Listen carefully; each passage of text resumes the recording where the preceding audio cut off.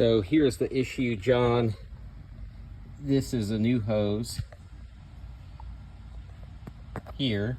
This was completely missing. There's a hose that goes from here into this drip pan. The other part of the issue is this drip pan is clogged. It should be draining as soon as I pour that in there. So as you can see, it spills over here into the back seat. The back seat fills up and it comes down into here. If it's working properly, you won't have that issue. The water comes out here.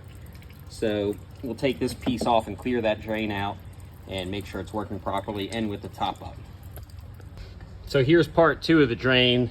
This is the left rear, the one that's clogged. You take this fender liner off. There's 3 nuts, and you take this piece off, or at least loosen it. And you can see here, this thing is clogged with sludge. So clean that thing out. There is a little rubber cover that goes over that.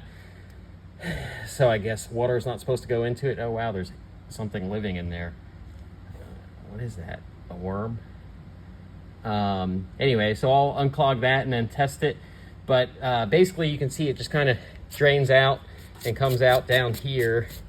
So when you're washing the car or you're in the rain, it's hard to tell in the rain because water's everywhere, but if you're washing the car, if you spray water on the soft top, you should see it coming out down here. So that's that. I'll clean the other side as well just to be sure. So if you really want to test them, you just dump some water up here.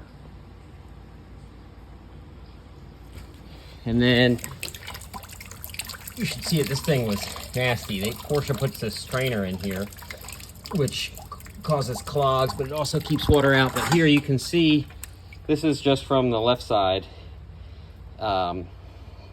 It was completely clogged pretty much. So we'll go do the other side, but you should be good for a bit. Just don't park it under, well, I mean, you can park under trees, but if you get a bunch of, in a couple of years, I would check these again. So it should be good. Hey, John, just an update. I was on my way back from Porsche, got the new keys programmed, everything's good. And within half a mile from my shop, it started pouring, so I did test it. It doesn't seem to be leaking. I would obviously keep an eye on it, but everything is draining properly. I just don't feel like unloading this car in the rain, so I'm going to sit here at the church across the street for a few minutes.